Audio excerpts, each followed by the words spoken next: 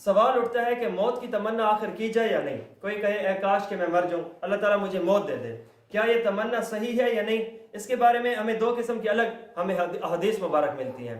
حضرت امام بخاری رحمۃ اللہ علیہ نے اپنے بخاری شریف, امام مسلم رحمۃ اللہ علیہ نے اپنے مسلم شریف میں حضرت عبادہ بن ثابت رضی اللہ تعالیٰ عنہ ارشاد فرماتے ہیں کہ آقا علیہ الصلوۃ والسلام نے ارشاد فرمایا, دنیا کے اندر جو انسان یہ چاہتا ہے کہ وہ اللہ سے ملے تو اللہ تعالیٰ بھی چاہتا ہے کہ ہم بندے سے ملیں, اور جو بندہ یہ نہیں چاہتا کہ وہ مجھ اللہ سے ملاقات کرے, پھر اللہ رب العزت بھی نہیں چاہتے کہ میں اس سے ملاقات کروں. یہ حدیث پاک بتا رہی ہے کہ موت کی تمنا جائز ہے اور کرنی چاہیے. اسی کے ساتھ دوسری حدیث پاک ہے, حضرت ابو ہریرہ رضی اللہ تعالیٰ عنہ ارشاد فرماتے ہیں کہ امام بخاری رحمۃ اللہ علیہ نے اپنی بخاری کتاب کے اندر اس حدیث کو جگہ دی ہے کہ جو بندہ چاہیے یہ کہ موت کی تمنا نہ کی جائے. یا رسول اللہ, اس کی وجہ فرمایا دو ہی قسم کے بندے ہیں. یا تو ایک ایسا بندہ ہے کہ جو یہ چاہ رہا ہے کہ اب دنیا کے اندر ایک وہ بندہ مزاج کا ہے کہ جو نیکیاں کرنے والا ہے, جو اچھا ہے, بہتر ہے. اگر تو وہ نیک ہے تو بہتر بات ہے, ابھی موت کی تمنا نہ کرے, بلکہ اسے چاہیے اب اگر وہ نیک ہوگا تو اللہ رب العزت سے نیکیوں میں زیادہ توفیق دے دیں گے, اور اگر وہ برا ہے تو یہ بھی موت کی تمنا نہ کرے. اس کی وجہ یہ ہے, اگر یہ موت کی تمنا کرے گا تو پھر اس سے توبہ کی جو فضیلت ہے وہ رہ جائے گی, وہ ختم ہو جائے گی. اس لیے اب ان دو حدیثوں کو ہم دیکھیں.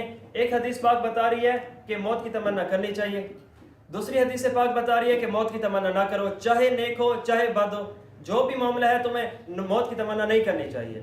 اس کے اندر علماء کرام نے اس دو حدیثوں کو جواب اکٹھا کر کے یہ دیا ہے کہ موت کی تمنا کی ہی دو وجہ سے جاتی ہے. ایک اس وجہ سے موت کی تمنا کی جاتی ہے کہ مجھے اللہ سے محبت ہے, میں اللہ کو چاہتا ہوں. آقا علیہ الصلوۃ والسلام نے جنت کا ہمیں ارشاد فرمایا تھا, فَلِهَذَا ہم جائیں گے, آقا علیہ الصلوۃ والسلام کے ارشادات کو ہم اپنی آنکھوں سے دیکھیں گے. اس وجہ سے اگر تو یہ اچھی وجہ ہے, اس وجہ سے ہم موت کی تمنا کر سکتے ہیں. اور دوسری وجہ, اگر کوئی بندہ موت کی تمنا دنیا کی مصیبتوں سے ڈر کر اپنے آپ کو یوں سمجھتا ہے کہ اللہ ساری مصیبتوں کا جو سہرا ہے وہ میرے سر پہ ہی ہے, مجھے تو موت دے دے تاکہ میں دنیا کی مصیبتوں سے بچ جاؤں, اگر ایسی بات ہے تو پھر موت کی تمنا ناجائز ہے. اچھی نیت سے, رب العزت کی ملاقات کی غرض سے اگر یہ نیت ہو تو موت کی تمنا کی جا سکتی ہے. اور اگر یہ نیت ہے کہ مجھے دنیا کی مصیبتوں سے بچا لیا جائے, اگر یہ نیت ہے تو پھر اس کے بعد اسے چاہیے کہ یہ موت کی تمنا بالکل بھی نہ کرے, اس کے لیے ناجائز ہے. تو ہمارے نظریوں کے تبدیل ہونے سے اوپر آقا علیہ الصلوۃ والسلام کی حدیث مبارک بھی الگ الگ ہو گئے. دنیا کے اندر اللہ رب العزت نے اس کے بارے میں دنیا کی تعریف بھی فرمائی ہے, الدنیا کلھا متاع, دنیا تو نفع کا ہے, دنیا تو بہترین جگہ ہے. اور دوسری طرف ہم دیکھتے ہیں کہ حدیث پاک میں آتا ہے کہ دنیا ایک حقیر ہے, اس کی کوئی وسعت, اس کے اندر کوئی بھی اس کی اہمیت نہیں ہے. ان دو حدیثوں کا تعلق نیچے دو افراد کی نیتوں سے ہے. چونکہ دنیا کے اندر کچھ ایسے بندے ہوتے ہیں اس دنیا کے ذریعے سے ہی وہ آخرت کماتے ہیں, تو اگر وہ ایسے بندے ہیں تو اس کے لیے یہ دنیا نفع گاہ ہے. کیوں؟ یہ دنیا میں رہے گا, اس کے اندر عبادت کرے گا, کل قیامت کے دن اللہ رب العزت سے رضا کی صورت میں بدلہ عطا کریں گے. اور دنیا کے اندر کئی بندے ایسے ہوتے ہیں جو گنہگار ہوتے ہیں, کچھ ایسے ہوتے ہیں کہ جو دن رات اس دنیا کے اندر اس انداز سے رہتے ہیں کہ آخرت بھول جاتے ہیں. تو ایسے بندوں کے لیے دنیا کو حقارت بتایا گیا ہے کہ اگر وہ دنیا کے اندر رہ رہا ہے تو ایسے بندے کے لیے اسے چاہیے کہ یہ دنیا سے اس کی توجہ ہٹ جائے. کیوں؟ اللہ رب العزت ارشاد فرما رہے ہیں کہ دنیا کی کوئی اہمیت اور وقت ہے ہی نہیں. تو جب اللہ رب العزت جو بنانے والے ہیں اس کی نگاہ میں نہیں ہے تو اس کی نگاہ میں بھی نہیں ہونی چاہیے. بندہ مرنے لگا تو اس وقت انسان کو چاہیے کہ اسے بالکل انسان سیدھا لٹا دے, ایک ادب. دوسرا کہ اس کے پاؤں کو بالکل قبلے کی طرف کر دے. تیسرا اسے تھوڑا پیچھے کمر کے سہارے سے تھوڑا سا قبلے کی طرف اسے اٹھا دے. اگر ایسا معاملہ کیا جائے اس کے روح کے نکلنے میں آسانی ہو جائے گی. لیکن یہ تین کام اس وقت ہے کہ جب اسے آسانی ہو. اگر وہ بیمار ہے, کسی وجہ سے ایسا بندہ نہیں کر پا رہا تو چھوڑ دے, نہ کرے. یہ بطور ادب اور آسانی کے ہے, کر بھی سکے تو ٹھیک ہے, نہ بھی کرے تو ٹھیک ہے. اب کیسے پتہ چلے گا کہ یہ بندہ اب مرنے کے قریب ہے, آثار موت ہے, اب اسے ایک ایسی بیماری ہے کہ اس کے بعد اب اس نے صحت مند نہیں ہونا, کیونکہ انسان کو تو نہیں پتا, ہر آتے عالم کا کئی ایسی بیماریاں ہوتی ہیں جو دوبارہ صحت مند, اور کئی ایسے معاملے ہوتے ہیں کہ اچانک تھوڑی سی بیماری پھر اس کے بعد مر گیا. تو اس کے اندر تھوڑی سی نشانیاں بتائی گئی ہیں. وہ یہ ہے کہ سانس اکھڑنے لگتا ہے, بیماری ہو, سانس اکھڑنے لگے اور ٹانگیں بالکل ڈھیلی ہو جائیں, اور اسی طرح کنپٹیاں بیٹھ جائیں تو یہ, اور ناک ٹیڑھی ہو جائے. یہ ایسی نشانیاں اس بات کی طرف نشانی دے رہی ہیں کہ اب یہ موت کا بالکل عالم قریب ہے. پھر اس کے وقت اگر آسانی ہو تو وہ ایسا کام کر لے, اور اسی کے ساتھ انسان کو جب وہ محسوس کر رہا ہے یہ نشانیاں پوری ہو چکی ہیں تو اب کلمے کی تلقین کریں. آقا علیہ الصلوۃ والسلام ارشاد فرماتے ہیں, حضرت ابو سعید خدری, حضرت ابو سعید رضی اللہ تعالیٰ عنہ, امام مسلم رحمۃ اللہ علیہ نے اپنی مسلم کتاب کے اندر حدیث پاک بتائی, لکنوا موتاکم, کہ وہ لوگوں جب تم اپنے قریبوں کو دیکھو کہ وہ مرنے کے قریب ہیں تو ان کو تلقین کرو. یا رسول اللہ کس کی؟ بقول لا الہ الا اللہ, لا الہ الا اللہ. اب وہ انداز و ادب کیا ہے کہ کس انداز سے کرنا ہے؟ ہم نے ان کو اپنے منہ سے نہیں کہنا کہ تم کلمہ پڑھو, ادب کے طور پہ ہم نے کہنا یہ ہے خود کہنے لگ جائیں. جب ہم خود کہیں گے اسے بھی بطور یاد دہانی تلقین ہو جائے گی اور اسے بھی یاد آ جائے گا, اور وہ مناسب سمجھے گا اپنی آسانی کے طور پہ تو وہ بھی پڑھ لے گا, اور اللہ تعالیٰ ہر ایک انسان کو ایسے موقع پہ کلمہ نصیب فرمائے گا. اور جب وہ ایک مرتبہ بندہ کلمہ پڑھ لے پھر خاموش, پھر ہم بھی چھوڑ دیں. کیوں؟ حدیث پاک کے مطابق آقا علیہ الصلوۃ والسلام ارشاد فرماتے ہیں کہ جس شخص کا آخری کلمہ لا الہ الا اللہ ہوگا دخل الجنہ, وہ جنت کے اندر داخل ہو جائے گا. ہاں اب ہماری ایک عادت چاہت یہ بھی ہوتی ہے کہ جب وہ انسان مر رہا ہے تو بالکل جب تک دم نہیں نکلتا وہ کلمہ پڑھتا ہی رہے. ایسا ادب کے طور پہ نہیں ہے. صحیح بات یہ ہے کہ جب ایک مرتبہ ہم نے اسے تلقین کر دی, ہماری تلقین کا فائدہ ہوا کہ اس نے کلمہ پڑھ لیا, ادھر خاموشی. ہاں یہ بات ہے کہ اب دوبارہ اگر اس نے کوئی اور دنیاوی لفظ بول لیے ہیں تو دوبارہ اسے تلقین کر لو, وگرنہ اگر وہ کلمہ پڑھ لے اس کے بعد وہ چپ ہو جائے تو پھر اس کے بعد ہمیں بھی چپ کر جانا چاہیے. ہمارا مقصد تھا اس کی زندگی کے آخری الفاظ لا الہ الا اللہ ہو, اور وہ ہو چکے, بس اب خاموش. اسی طرح کوئی بندہ بیماری کے عالم میں اس کی روح کے نکلنے میں کافی سخت اثرات ہم محسوس کر رہے ہیں, اب وہ موت اور زندگی سے لڑ رہا ہے. حدیث پاک کے مطابق حضرت ماکل بن یسار رضی اللہ تعالیٰ عنہ ارشاد فرماتے ہیں, مسند احمد اور سنن ابی داود, حدیث پاک کی کتاب کی حدیث کے مطابق, کہ ایسے بندے کے اوپر انسان اگر سورۃ یاسین پڑھ لے تو اس کی روح کے نکلنے میں آسانی ہو جاتی. یہ سورۃ یاسین ایک ایسی چیز ہے بابرکت کہ اگر اسے ہم عام دنیا میں پڑھیں ہمارے مسئلے حل, ہماری پریشانیاں, ہمارا رزق, اور یہی چیز اگر ہم کسی کے ایسے بندہ کہ جو بیمار ہے, مرنے کے قریب ہے, نشانیاں پتہ چل چکی ہیں, تو اس کے لیے بہتر ہے کہ ہم کوئی بھی اپنا جو قریبی ہے, کوئی جانتا ہے, تو اس کے پاس بیٹھ کے یہی سورت پڑھ لیں. اسی طرح جب کوئی بندہ فوت ہو رہا ہو تو اس وقت انسان کو اللہ تعالیٰ سے اچھی امیدیں باندھنی چاہیے. اس وقت ایسی چیزوں, اس وقت بالکل مثبت سوچ رکھنی چاہیے کہ انشاءاللہ اللہ رب العزت مجھے معاف کریں گے, اللہ رب العزت بڑے کریم ہیں, اللہ تعالیٰ گناہوں کو معاف کرنے والے ہیں, اللہ تعالیٰ ہمیں اچھا بدلہ دینے والے ہیں. حضرت جابر رضی اللہ تعالیٰ عنہ مسلم شریف کی روایت کے مطابق ارشاد فرماتے ہیں کہ آقا علیہ الصلوۃ والسلام سے میں نے وفات سے 3 دن پہلے یہ حدیث پاک سنی کہ تم میں سے جو کوئی بھی مرنے لگے تو اسے چاہیے کہ وہ اللہ رب العزت کے ساتھ اچھا گمان رکھ کے مرے. اور پھر اس کے بعد اللہ رب العزت اپنے حدیث قدسی کے اندر بھی تو یہی ارشاد فرماتے ہیں, انا عند ظن عبدی بی, کہ میں اپنے بندے کے گمان کے مطابق فیصلہ کرتا ہوں. جب وہ میرے ساتھ اچھا گمان رکھتا ہے تو میں بھی ویسے کرتا ہوں, اور اگر وہ ویسے نہیں کرتا تو میں بھی. جیسے حدیث پاک میں آتا ہے نا, آقا علیہ الصلوۃ والسلام نے ایک کو کہا کہ تمہاری بیماری انشاءاللہ اللہ تعالیٰ تمہیں شفا عطا فرمائیں گے. کہا نہیں یا رسول اللہ, میں تو بڑا تکلیف میں ہوں اور میرے لیے بڑی پریشانی ہے اور میں بہت تنگ ہوں, تو میں نے اسی کے اندر ہی مرنا ہے, مجھے یہ کوئی شفا نہیں ملے. نبی علیہ الصلوۃ والسلام نے فرمایا مثبت سوچ رکھو, اللہ تعالیٰ کی رحمت سے تم مایوس نہ ہو, انشاءاللہ اللہ تعالیٰ خیر کریں. کہا نہیں ایسے ہی ہوگا. آقا علیہ السلام نے اس موقع پہ فرمایا اذن نام, ٹھیک ہے اگر ایسے کہہ رہے ہو تو پھر ایسے ہی. تو ہمارے پاس اگر حالات خراب ہوں تو ذہن تو ٹھیک ہونا چاہیے. اس وقت ٹھیک ہے حالات کچھ اور ہوں, لیکن ذہن کی سوچ بالکل بہتر اور مناسب مثبت ہونی چاہیے. اور اس کے ساتھ ایک دوسرا کام جو عام طور پہ دیکھا گیا ہے, بندہ ہے مرنے کے قریب ہے, تو اب وہ ہسپتال میں ہے چاہے گھر میں ہے, گھر کے بڑے اس قریب المرگ انسان کو کہہ رہے ہیں کہ اسے پہچانتے ہو, یہ تمہاری بچی ہے, اسے جانتے ہو, یہ تمہارا بیٹا ہے, اسے جانتے ہو, تم اسے وہاں پہ, اسے اب چھوڑ دو, دنیا کے اندر کے کام یاد نہ دلاؤ. اس وقت کا عالم ایسا ہوتا ہے کہ اگلے ہی لمحے میں اس کی دنیا سے تار کٹ جائے گی. آخری لمحے میں حدیث پاک کے مطابق کلمے, تلقین اور اسی طرح اچھائیاں اور اللہ رب العزت سے مثبت سوچ رکھنی چاہیے. اگر ہم ایسا کرنے لگ جاتے ہیں پھر اس کے بعد مسئلے اور ہوتے ہیں. اچھا پھر پوری دنیا تو اس نے ہمارے لیے ہی کام کیا, پوری زندگی اس نے ہمارے لیے ہی اچھے کام کیے اور محنتیں کی اور پسینہ بہایا اور تکلیفوں کو سہا, آج تو اسے اللہ رب العزت کے لیے چھوڑ دیں. ہمارے لیے بہتر کام یہ ہوتا ہے کہ اب ہم ان کے لیے فائدہ ڈھونڈیں, نہ کہ وہ اب پوری زندگی تو اس نے تکلیف صحیح تنخواہ کما کے ہمیں دی ہے, اس نے ہمیں فائدہ دیا, اب ہم اسے فائدہ دیں. اور یقین جانو اس کا ہمیں فائدہ دیا ہوا اتنا زیادہ نہیں ہوگا جتنا کہ تھوڑی سی محنت اور سمجھ اختیار ہم کر لیں، اسے یہ اچھے طریقے سے اچھے انداز سے رخصت کریں، یہ جو آخری وقت کی کام ہوگی انشاءاللہ وہ اسے آخرت کے اندر بھی فائدہ پہنچائے گا۔ کتنی بڑی آقا علیہ الصلوۃ والسلام کی حدیث مبارک ہے کہ آقا علیہ السلام ارشاد فرمایا جس کا آخری کلمہ لا الہ الا اللہ، کلمے کا مطلب ہے بات، جس کی آخری بات لا الہ الا اللہ ہوئی، اللہ رب العزت اسے جنت کے اندر داخل کریں گے۔ ابتدا بھی لا الہ الا اللہ سے ہو، آخر بھی موت بھی لا الہ الا اللہ سے ہو، اس کے علاوہ اور کیا چاہتے ہیں؟ اور جس طرح کہا جاتا ہے نا عشاء کی نماز ہے تم جماعت کے ساتھ پڑھو، صبح کی نماز جماعت کے ساتھ پڑھو، تو رب العزت کی رحمت سے یہ امید کی جا سکتی ہے درمیان کا سونا سونا بھی ہو جائے گا اور اسی کے ساتھ وہ عبادت کے اندر گزار بھی ہو جائے گی۔ اسی طرح اگر ابتدا ہماری لا الہ الا اللہ سے ہو اور آخر بھی لا الہ الا اللہ سے ہو تو پھر کیا خیال ہے کہ اللہ رب العزت اس پوری زندگی کے اندر کے معاملے کو بھی تو عبادت کے اندر لکھ سکتے ہیں۔ تو اس لیے ایسے چیزوں میں نازک معاملے کے اوپر ہماری زیادہ توجہ ہونی چاہیے۔ اور اب جب یہ روح نکل چکی ہے، اب یہ اللہ کو جان دے چکا ہے، تو اب اس کے بالکل اعضاء کو درست کر لیا جائے، جس طرح کہ اس کا بازو ٹیڑھا پڑا ہو یا ٹانگ ہو، بالکل اب اسے بالکل درست، جس طرح کہ ایک صحیح انسان بالکل اب یہ لیٹ چکا ہے، اس کی ٹانگیں اگر ادھر ادھر ہیں تھوڑی سی ٹیڑھی ہیں تو بالکل اسے سیدھا کر لے، بازو ادھر ادھر ہیں تو بالکل اسے بھی سیدھا کر لے، اسی طرح اگر آنکھیں کھلی ہوئی ہیں تو وہ بھی بند کر لے، اور اسی کے ساتھ اگر اس کا منہ کھلا ہوا ہے تو وہ بھی باندھ لے، کیونکہ اگر وہ نہیں باندھے گا تو مزید ہر آتے لمحے میں زیادہ کھلتا جائے گا۔ اب روح تو اس کے جسم میں ہے نہیں کہ مزید اپنے آپ کو یہ کور کرے اور کھلا ہوا منہ بند کر لے۔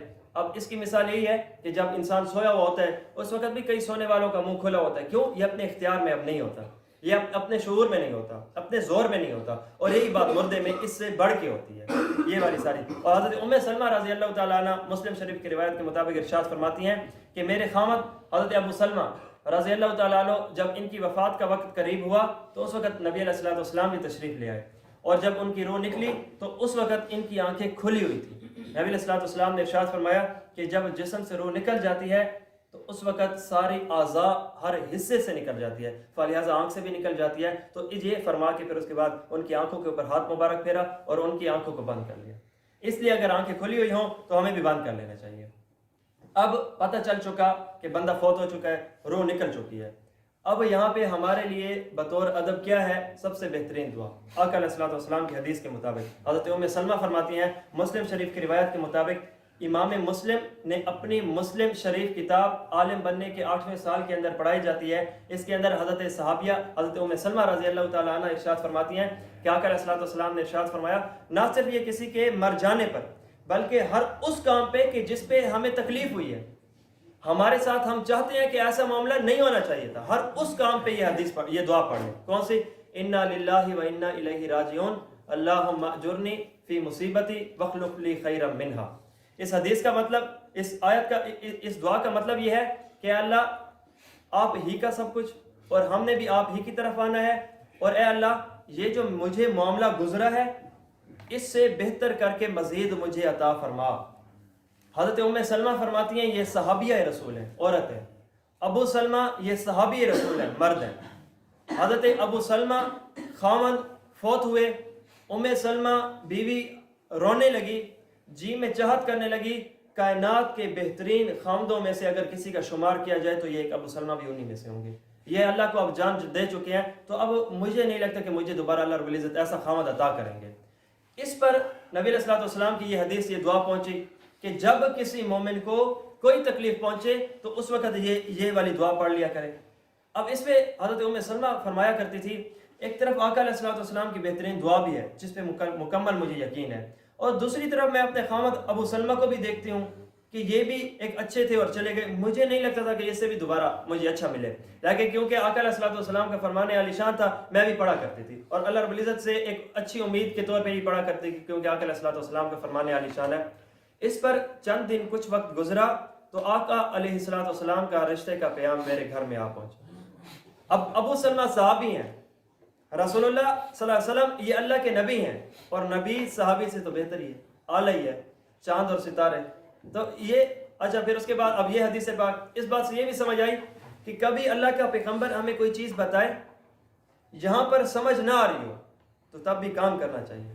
یہ جو آج کل کا معاشرہ مزاج ہے کہ یہ کیوں ہے، ایسے کیوں ہے، نہیں ہماری سمجھ تو یہ کہہ رہی ہے، تو پتہ چلا اسلام اگر صحیح طریقے سے بطور مسئلے کے ہمارے تک پہنچ چکا ہے، اب بات آگے دو قسم کی ہے، یا تو ذہن قبول کر رہا ہے یا تو ذہن قبول نہیں کر رہا۔ جو کر رہا ہے تو پھر تو کرنا چاہیے، پھر تو مان لینا چاہیے. جو اگر ہمارا یہ والا معاملہ نہ بھی ہونا تو پھر بھی سمجھ نہ بھی آ رہی ہو تو پھر بھی عمل کر لیں. کیوں؟ کیونکہ آقا علیہ الصلوۃ والسلام کا فرمان عالی شان ہے، یہ پکی ہی بات ہے، ہمیں سمجھ نہیں آ رہی، ہمارا سمجھ آنا نہ آنا اور ہے، اس کے اندر فائدہ کا ہونا نہ ہونا اور ہے. اب یہی چیز ہے، ام سلمہ رضی اللہ تعالیٰ عنہ کو ابتدا میں تو سمجھ نہیں آ رہی تھی، لیکن انہوں نے اپنی عقل کو پیچھے رکھا، آقا کے فرمان کو آگے رکھا، زندگی کا ایک اصول بتا دیا کہ جب کبھی بھی تمہارے لاجک اور اسلامک پوائنٹ آف ویو آپس میں یہ کمپیریزن، ان کا مقابلہ ہونے لگے، لاجک کو چھوڑ دو، آقا کے فرمان کو لے لو، کبھی ہمارا منہ نہیں لگے گا، کبھی ہم خوار نہیں ہوں گے، کبھی ہم خراب نہیں ہوں گے، سمجھ آئے بھی تو زندہ باد ہے، سمجھ نہ بھی آئے تو زندہ باد ہے. اب یہ ان کی جو روح نکل چکی ہے، اب اس کے اندر کفن دفن کے معاملے میں جلدی کرنی چاہیے. اب کئی کام ایسے ہوتے ہیں کہ جس کے اندر ہم جلدی کر لیتے ہیں، حالانکہ وہاں پہ ضرورت نہیں. یہ وہ معاملہ ہے کہ جس کے اندر حضرت حسین بن وہبہ رضی اللہ تعالیٰ عنہ ارشاد فرماتے ہیں، سنن ابی داود، امام داود رحمۃ اللہ علیہ نے اپنے کتاب کے اندر یہ بات اس حدیث پاک کو جگہ دی ہے کہ حضرت طلحہ بن برا رضی اللہ تعالیٰ عنہ یہ بیمار ہوئے، ایک صحابی کے ساتھ نبی علیہ الصلوۃ والسلام ان کے قریب پہنچے، دیکھا کہ یہ اللہ کو جان دے چکے ہیں، تو اس پر آپ صلی اللہ علیہ وسلم نے ارشاد فرمایا کہ کسی مومن میت کے لیے یہ بات زیادہ مناسب نہیں کہ وہ زیادہ دیر ایسے ہی پڑا ہے، غسل دو، کفن دفن کا معاملہ. اب اس کے علاوہ اور ہمارا کوئی کام نہیں ہونا چاہیے کہ ساری تیاری اسی کے لیے ہونی چاہیے. ہمارا ہر آتا قدم اس کے کفن دفن، اس کے جنازہ اور نماز جنازہ اور اسی طرح اس کی تدفین کے اندر کیا ہی ہونا چاہیے. اور اب جب یہ اللہ کو جان دے چکے ہیں، اب ہم نے تو اس کی کفن دفن کا معاملہ چلانا ہے، اس کے اوپر رونے کا کیا حکم ہے؟ کیا رو سکتا ہے یا نہیں؟ مصیبت آئی ہے، ایک انسان ہے، تکلیف بھرا معاملہ. تو اس پر یہ بات یاد رکھیے گا، جب انسان کو تکلیف پہنچتی ہے، اس کے جسم کے 3 حصے ضرور متاثر ہوتے ہیں. آنکھ ہے کہ آنسو بہاتی ہے، زبان ہے کہ درد بھرا اظہار کرتی ہے، دل ہے کہ اس کے اندر غم بالکل اتر کے پکا ہو جاتا ہے. جہاں تک بات دل کے غم کی ہے کرو، کوئی منع نہیں ہے. اور دوسری بات، جہاں تک معاملہ آنکھ کے آنسو کا ہے نکالو، کوئی منع نہیں ہے. ان دو کے درمیان کی جو زبان ہے، آقا علیہ الصلوۃ والسلام نے اس چیز کی طرف اشارہ کر کے فرمایا یہ تمہارے الفاظ یا تو رحمت بن رہے ہیں یا لعنت بن رہے ہیں. اب یہ کہہ دیا جائے کہ اللہ کو یہی بندہ ملا تھا، اور اسی طرح واویلا کرنا اور ناشکری کے کلمات کہنا، ایسی باتوں سے بالکل منع ہے. یہ لعنت کا ذریعہ، اللہ رب العزت کے حکم کے توڑنے کا ذریعہ. اور اسی کے ساتھ اگر کچھ ایسے الفاظ کہ جس میں یہ کہا جا رہا ہو کہ اللہ دیا بھی تو نے تھا، لیا بھی تو نے ہے، اس کے درمیان میں ہے اللہ اب ہمیں صبر عطا فرما، اگر ایسے معاملے کریں گے اللہ رب العزت کے ہاں بھی یہ پسند ہے. ایسی میت کے لیے بھی اور ایسی میت کے ورثاء کے لیے بھی، دونوں افراد کے لیے فائدہ ہوگا. اور حضرت سعد بن معاذ، حضرت سعد بن عبادہ رضی اللہ تعالیٰ عنہ جب فوت ہونے لگے تھے تو یہ وہ صحابی رسول ہیں کہ آقا علیہ السلام کے ساتھ مدینے کے اندر انہوں نے کافی وفا فرمائی تھی. جب ان کا آخری وقت آیا، اب آقا علیہ السلام کے بھی آنکھوں مبارک سے آنسو نکلنے لگے تھے، اور اس کے بعد باقی صحابہ اور ان کے گھر والے بھی رونے لگے تھے. اس کے اوپر نبی علیہ السلام نے یہ بات ارشاد فرمائی تھی، جہاں تک آنکھ کے رونے کا تعلق، جہاں تک آنکھ کا تعلق اور دل کا تعلق ہے، یہ ہمارے اختیار میں ہی نہیں ہے. اس کا معاملہ ایسے ہے جیسے گرمی آ جائے تو ہمیں لگے گی. اب یہ چیز نہیں ہے کہ گرمی جو آئی ہے کیا ہمیں لگے گی یا نہیں، یہ ایک ایسا اثر ہے، یہ بائی نیچر ہے، بائی ڈیفالٹ ہے، اسے ہم نہیں روک سکتے، یہ خود بخود آئے گا. تو دل اور آنکھ کا تعلق ہمارے اختیار میں ہی نہیں ہے، تبھی اللہ نے اس پہ پکڑ ہی نہیں کی. زبان کا معاملہ ہمارے اختیار میں ہے، جس پہ اختیار ہے تو اللہ نے بھی پکڑ کیا. اور دوسری بات یہ کہ خاموشی کا اظہار، یہ نہیں کہا جا رہا کہ انسان بالکل خاموش ہو جائے، کہا جا رہا ہے یا چپ کرو یا اچھے الفاظ بولو. اور دوسری بات، حدیث پاک کے مطابق ہمیں آقا علیہ السلام نے اس کا بہترین انداز بتا ہی دیا ہے نا کہ اچھے الفاظ سے ان کو رخصت کیا جائے، انا للہ پڑھ کے اور اسی طرح اللہ رب العزت کی تعریف کر کے. مسئلہ زیادہ سے زیادہ کیا ہے کہ وہ ہم سے دور ہوئے اور وہ ہمارا پیارا تھا. اور جہاں تک دوسری بات کہ وہ جہاں گئے ہم سے بہتر کے پاس گئے، شاید آتے لمحے میں ہم اس کی خدمت نہ کر سکتے، اب وہ اپنے خالق کے پاس پہنچ چکا ہے اور وہ ہم سے زیادہ اپنی مخلوق سے پیار کرتا ہے. اب وہ ہم سے زیادہ با اختیار کے پاس جا چکا ہے. اب مرزوق سے نکلا ہے تو رازق کے پاس گیا ہے، مملوک سے نکلا ہے تو مالک کے پاس گیا ہے. اب وہ اس کا ہم سے زیادہ اکرام کر سکتا ہے، اس لیے زیادہ سے زیادہ غم ٹینشن اسی بات کیا کہ وہ ہم سے دور ہو گیا، اور ہر آتا لمحہ بھی ہمیں اللہ رب العزت صبر کی طرف ہی پھیر دیتے ہیں. اسی طرح یہ تو ہو گئے 3 کام. اب چوتھا کام، یہ ہاتھ سے اپنے رخساروں کو، اپنے منہ کو پیٹنا اور اسی طرح واویلا کرنا آقا علیہ السلام کے فرامین کے مطابق، فرمان علی شان کے مطابق بالکل واضح. جو یہ انسان کام کرتا ہے اس کے اندر ابھی جاہلیت کے زمانے کے اثرات باقی ہیں. اس بات کا مطلب یہ ہوا کہ ہمیں ایسے کاموں سے بچنا چاہیے، یہ اسلام کا بالکل بھی حصہ نہیں ہے۔ اور گریبان کا پھاڑنا، منہ کے اوپر تماچے اور اسی طرح لفظوں کے سخت الفاظ، یا کہ علیہ السلام کے فرمان کے مطابق یہ زمانہ جہالت کی باتوں میں سے ابھی بھی ایک بات ہے جو ہمارے اندر باقی ہے۔ اس لیے جو اپنے آپ کو پڑھا لکھا کہے اور دوسری طرف یہ معاملہ کرے تو اس کا مطلب پڑھا لکھا نہیں ہے۔ جو اگر پڑھا لکھا ہوتا تو آقا علیہ السلام کے مطابق وہ پڑھے لکھوں میں شمار ہوتا، اور یہ کام پڑھے لکھوں والا نہیں ہے۔ یہ حدیث پاک ہمیں بتا رہی ہے، حضرت انس رضی اللہ تعالیٰ عنہ اور اسی طرح امام بخاری اور امام مسلم رضی اللہ تعالیٰ رحمۃ اللہ علیہ نے اپنی کتاب کے اندر اس حدیث پاک کو جمع کیا ہے۔ آپ صلی اللہ علیہ وسلم کے ایک بیٹے تھے، ان کا نام تھا ابراہیم رضی اللہ تعالیٰ عنہ۔ یہ تھوڑے سے بڑے ہوئے تو اللہ رب العزت نے آقا علیہ السلام کے جتنے بھی بیٹے تھے بلوغت سے پہلے سب کو اپنے پاس بلا لیا تھا، اور بلوغت سے پہلے، بالغ ہونے سے پہلے سب کو اٹھایا تھا۔ تو ان نابالغ میں سب سے زیادہ جو عمر کے بچے تھے وہ حضرت ابراہیم رضی اللہ تعالیٰ عنہ تھے، اور ان سے آقا علیہ السلام کو بے حد انتہا بے پناہ محبت تھی۔ اور عرب کے دستور کے مطابق جب بچہ پیدا ہوتا تھا، اب جس طرح آپ صلی اللہ علیہ وسلم کو بھی خود دائی حلیمہ لے کر گئی تھی، تو اسی طرح آقا علیہ السلام کے خود آگے بیٹے حضرت ابراہیم رضی اللہ تعالیٰ عنہ، ان کو بھی دیہات کے اندر بھیج دیا گیا تھا۔ اور یہ جن کے پاس تھے ان کا نام خولہ بنت منذر، یہ ایک ابو سیف خامد کی بیوی تھی، اور یہ ان کو دودھ پلایا کرتی تھی۔ حضرت انس فرماتے ہیں رضی اللہ تعالیٰ عنہ، نبی علیہ السلام حضرت ابراہیم رضی اللہ تعالیٰ عنہ تھوڑے سے بیمار ہوئے تھے، تو نبی علیہ السلام ان کے پاس تشریف لے گئے۔ ان کی حالت کو دیکھا، حضرت انس فرماتے ہیں بڑے سینے سے لگایا، چمٹایا، اور پھر آقا علیہ السلام نے اپنا ناک مبارک ان کی رخسار مبارک کے اندر یوں ٹچ کیا اور چوما اور پیار کیا، اور دوبارہ واپس تشریف لے آئے۔ پھر کچھ وقت کے بعد تشریف لے گئے تو اب ان کا بالکل آخری وقت تھا۔ اس کے اوپر حضرت رسول اللہ صلی اللہ علیہ وسلم نے محسوس فرمایا کہ اب وہ ابراہیم رضی اللہ تعالیٰ عنہ اللہ کو جان دے چکے ہیں۔ تو اس پر نبی علیہ السلام کی آنکھوں سے آنسو نکلے، اور اسی طرح باڈی لینگویج کا انداز اس طرح کہ وہ غم کے اندر نڈھال ہو گئے۔ اس پر انہوں نے پوچھا، یا رسول اللہ کیا آپ کے ساتھ بھی یہ معاملہ ہوتا ہے؟ اس پر آقا علیہ السلام نے ارشاد فرمایا تھا، اگر تم آنکھ کا حال پوچھتے ہو تو یہ آنسو سے لبریز ہے، دل کا حال پوچھتے ہو تو بالکل دل غم سے چور ہے، لیکن ہم زبان سے وہ کہیں گے جو ہمیں اللہ کا حکم ہے، اس کے علاوہ کچھ نہیں کہیں گے۔ تو اگر ہم اب دیکھیے آقا علیہ السلام کے لیے بھی تو درد تھا، تو آقا کی خوشی بھی ہمارے لیے خوشی کا معاملہ۔ آقا علیہ السلام نے جہاں پہ ہمیں غم کا انداز بتایا تو اس غم کو کس طریقے سے، اب یہ ہمارے اسلام کی شان ہے، نہیں صرف خوشی نہیں بتائی جا رہی، صرف غم نہیں بتایا جا رہا، توحید، شرک، دن رات، سردی گرمی، ماں باپ، ہر چیز کے معاملے کو کھول کے رکھ دیا۔ اب یہ وفات ہے، اس کے اندر بالکل ہر چیز ختم، لیکن آقا علیہ السلام نے یہاں بھی اپنے معاملے کو باقی رکھا۔ ہر ایک عمل آقا کا ہمارے لیے راہ نجات ہے۔ ایک صحابی رسول جب ان کی حدیث پاک لکھا کرتے تھے تو اس پر دوسرے صحابی نے کہا کہ نبی علیہ السلام کبھی غصے میں ہوتے ہیں، کبھی خوشی میں ہوتے ہیں، کبھی اونچ نیچ ہو جاتی ہے، تم ساری چیزیں لکھو گے تو قوم کو دو گے تو یہ تو مسئلہ بن جائے گا۔ تو پھر اس کے بعد انہوں نے لکھنا چھوڑ دیا۔ نبی علیہ السلام نے پوچھا، تم تو میری باتیں لکھا کرتے تھے یا اصلاح؟ وہ مجھے ایک نے کہا کہ آپ کبھی غصے میں ہوتے ہیں، کبھی کیسے؟ فرمایا چاہے غصہ ہو، چاہے خوشی ہو، چاہے امن ہو، چاہے خوف ہو، جو بھی عالم ہو، اس زبان سے حق کے سوا کچھ نہیں نکلتا۔ تو جب بھی ہم بولتے ہیں حق بولتے ہیں، اس لیے یہ حق ہمارے پاس پہنچا ہے۔ آپ حدیث پاک کی کتابوں کو اٹھا کر دیکھیے، جو بھی ہے الحمدللہ واللہ کے فضل سے بہترین ہے۔ ہمیں ہر ایک موقع کے اوپر کی باتیں بتائی گئی ہیں، دعائیں بتائی گئی ہیں، طریقہ کار و انداز بتایا گیا ہے۔ اگر اس کو بھی ہم اپنی زندگی کے اندر اتاریں گے، ہماری زندگی بھی بہتر بنے گی، دنیا آخرت اعلیٰ بنے گی۔ اب اس کے غسل کا طریقہ، اس کے غسل کا انداز کس طرح کا ہونا چاہیے؟ سب سے پہلے یہ جو پانی ہے، غسل کے انداز میں آپ سے ایک بات عرض کرنے لگا ہوں جو ساتھیوں کا سوال بھی تھا، اور یہ جو ہمارے کورس کا ایک معاملہ چلنے لگا تھا، یہاں پہ کافی کالیں بھی آئی تھی۔ اس میں ہمارے عام ساتھیوں میں ایک ڈر ہوتا ہے کہ کیا پتہ غسل کرانے کے بعد غسل ہوا بھی ہے یا نہیں۔ میں مختصر ڈر اتارنے کے لیے آپ کے لیے آسانی کے الفاظ بولنے لگا ہوں۔ پورے جسم کو نہلا دو، کوئی جگہ خشک نہ رہے، اٹس مین غسل ہو گیا۔ یہ آسان الفاظ۔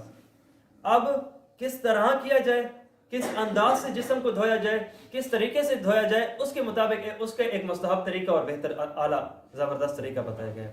سب سے پہلے یہ ہے کہ دوستو، ہم نے اس کو صرف مردہ نہیں سمجھنا، ہم نے ان کو ایسا ہی عزت اور اکرام دینا ہے کہ جس طرح یہ اپنی زندگی میں نہانے کے لیے اپنے لیے آسان، اچھے اور بہتر طریقے کو اختیار کیا کرتا تھا، اب نہلانے والا بھی اس کے ساتھ ایسا کرے گا۔ بس فرق زندہ اور مردہ کے غسل میں یہ ہے کہ زندہ خود کرتا ہے اور مردہ کو کرایا جاتا ہے۔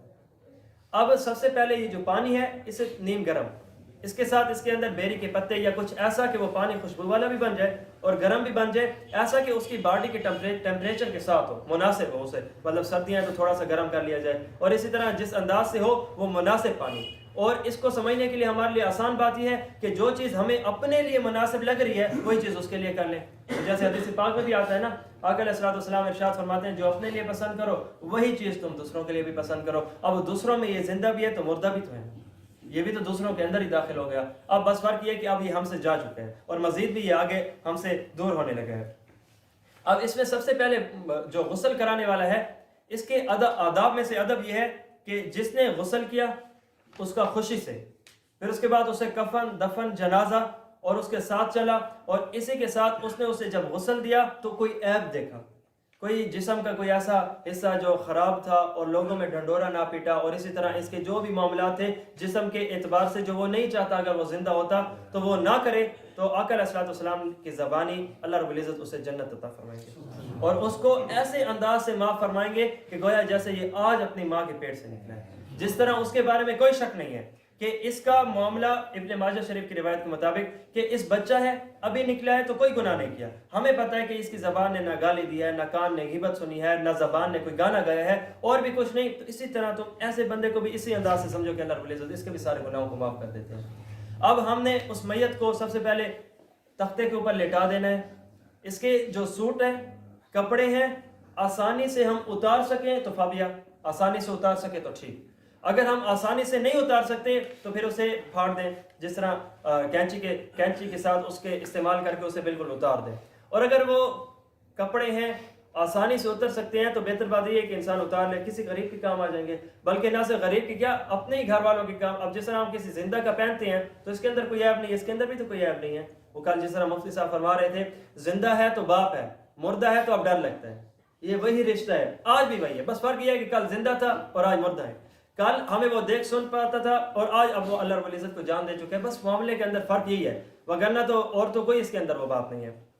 اب سب سے پہلے اسے ہم نے جب لٹا دینا ہے، کپڑے اتار دینے ہیں، اس بات کا خیال رکھنا کہ جس طرح ایک زندہ مرد کے شرمگاہوں ستر کے طرف نہیں دیکھنا، یہی معاملہ ہم نے میت کے ساتھ بھی کرنا ہے۔ اب بات یہ ہے کہ جب ہم نے اس کے ستر کا بھی خیال کرنا ہے، نظر بھی وہاں پہ نہیں لے جانی، اور اسی جگہ استنجا اور صفائی کا معاملہ ہوگا تو غسل کرانے والا کیا کرے گا؟ ایک ہے نگاہوں سے دیکھنا، ایک ہے ہاتھوں سے استنجے کا کرنا اور صفائی اور پاکیزگی کرنا۔ جہاں تک بات آنکھوں کی ہے تو پھیر لے، جہاں تک بات ہاتھ کی ہے تو اسے استعمال کر لے، اور یہ ڈائریکٹ ہاتھ بھی اس کے جسم کے ساتھ ٹچ نہیں کرے گا، کوئی چیز پہن لے، وہ پہن کر اس کا استنجا اور سارا کچھ کرا لے، اور اس عالم میں جب ہم نے اس کے کپڑے اتار لینے ہیں تو اس کے علاوہ اس کے اوپر ہم نے کوئی چادر بچھا لینی ہے۔ زیادہ بہتر تو یہ ہے کہ پورے جسم کے اوپر، وگرنہ کم از کم ہمارے جسم کا وہ حصہ کہ جس کے اندر جسے 24 گھنٹے چھپانا ضروری ہے وہ ہے ناف سے گھٹنا، یہ تو کم از کم ضروری ہے، اس کے اندر ہم نے اسے چھپا کے ہی رکھنا ہے، فلہذا اتنا تو حصہ ضرور چھپانا چاہیے۔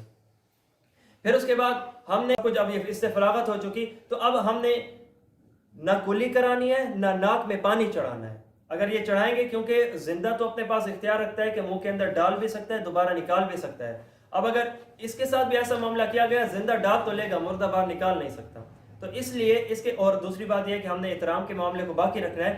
اس میں اچھا طریقہ یہ ہے کہ ہم نے اس کے کپاس کو تھوڑا سا گیلا کر کے اس کے دانتوں کے اوپر، اور اسی طرح دوبارہ کپاس کو لے کر اس کے ناک کے ایک سوراخ اور دوسرے سوراخ کے اندر ہم مار لیں، تو اب جہاں تک بات کلی کی تھی ناک میں پانی چڑھانے اور گیلا کرنے کی تھی وہ بھی ہو گیا، اور جہاں تک بات یہ تھی کہ اس کے اندر پانی نہ جائے تو وہ بھی نہیں جائے گا، اور پھر اس کے ساتھ یہ ہے کہ جب یہ والا کام کر لیں گے اس کے ساتھ ہمیں چاہیے کہ یہ جو منہ کے اوپر اور ناک کے اندر تھوڑی سی روئی رکھ لیں، اور اس کا فائدہ یہ ہوگا کہ باقی اب اس کے ہم نے جسم کو دھلانا ہے تو اس کے اندر جب دھلائیں گے تو اس منہ اور ناک کے اندر پانی نہیں جائے گا۔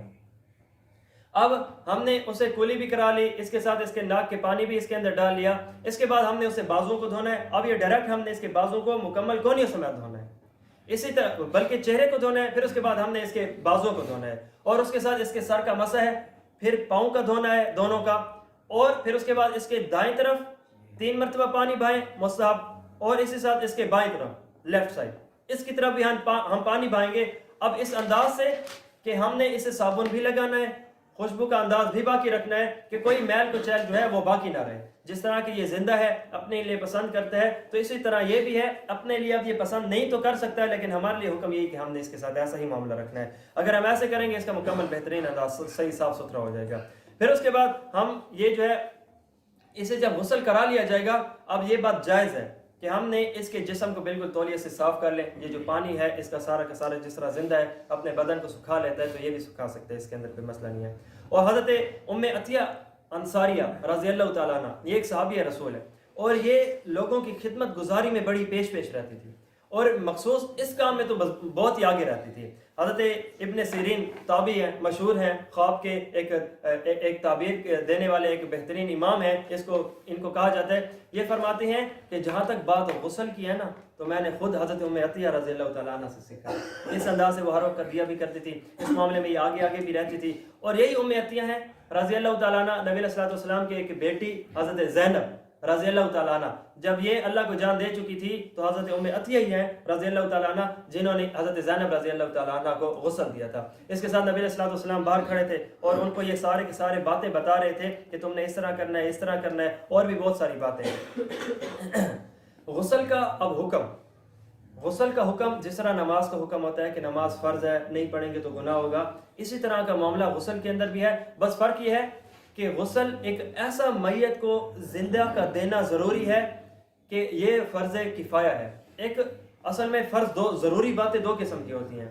ایک ایسا اللہ کی ضروری بات کہ اس میں سے ہر ایک علیحدہ فرد نے ضرور کرنا ہے. اگر ایک کر لے تو اس سے دوسرے پہ گناہ نہیں ہٹے گا, ہر ایک کا اپنا کام ہے. کھانے کی طرح ایک کھائے گا تو اسی کا پیٹ بھرے گا, دوسرے کا اپنا ہی ہے. اسی طرح ہماری 5 وقت کی نماز یہ ایک ایسا اللہ کا ضروری فرض ہے کہ ہم میں سے ہر ایک بالغ نے شرائط کے ساتھ نماز پڑھنی ہے.